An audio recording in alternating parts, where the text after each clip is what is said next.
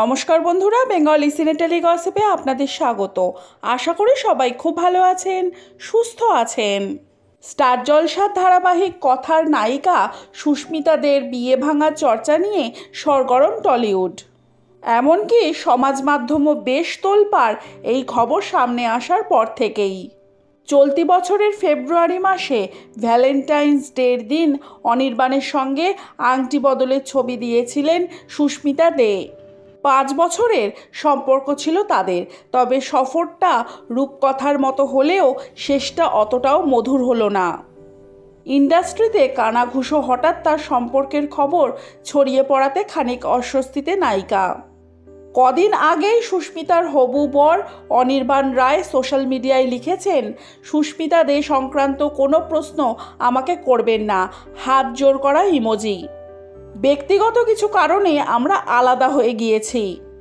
বিজ্ঞাপন সংক্রান্ত কাজের সঙ্গে যুক্ত সুস্মিতার হবু স্বামী অনির্বাণ। এতদিন দুজনের সোশ্যাল মিডিয়ায় ভরা থাকত একে অপরের সঙ্গে প্রেম মাখা ছবি।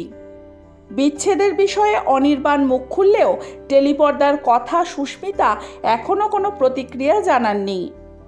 তবে সুস্মিতার নতুন সম্পর্কে জড়ানোর খবর টলিপাড়ার আনাচে কানাচে।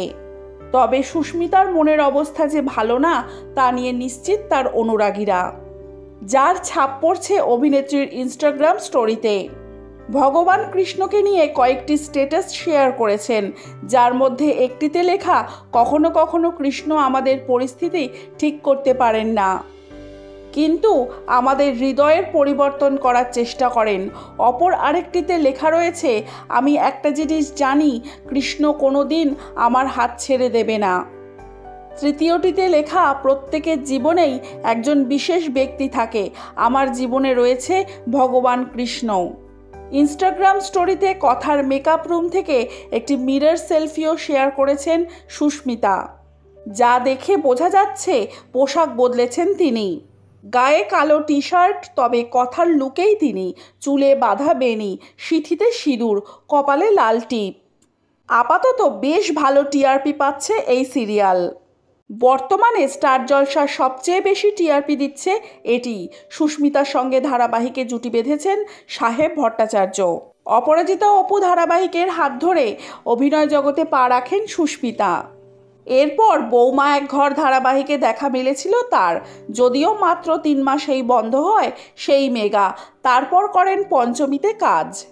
আর এখন চলছে কথা। মাসখানেক আগে দুজনের একসঙ্গে বাড়ি কেনার কথাও জানিয়েছিলেন সুস্মিতা সংবাদ মাধ্যমকে।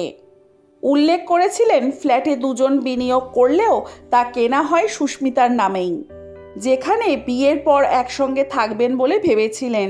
আর সঙ্গে সেখানেই ছিল অনির্বাণের স্টুডিও। বিনোদন জগতের নানান আপডেট পেতে হলে আমার চ্যানেলটিকে সাবস্ক্রাইব করে রাখুন। ভিডিওটি ভালো লাগলে লাইক, কমেন্ট, শেয়ার করতে ভুলবেন না। আজকের ভিডিওটি এই পর্যন্ত। ভালো থাকবেন, সুস্থ থাকবেন, দেখা হবে পরবর্তী ভিডিওয়। ততক্ষণের জন্য টাটা।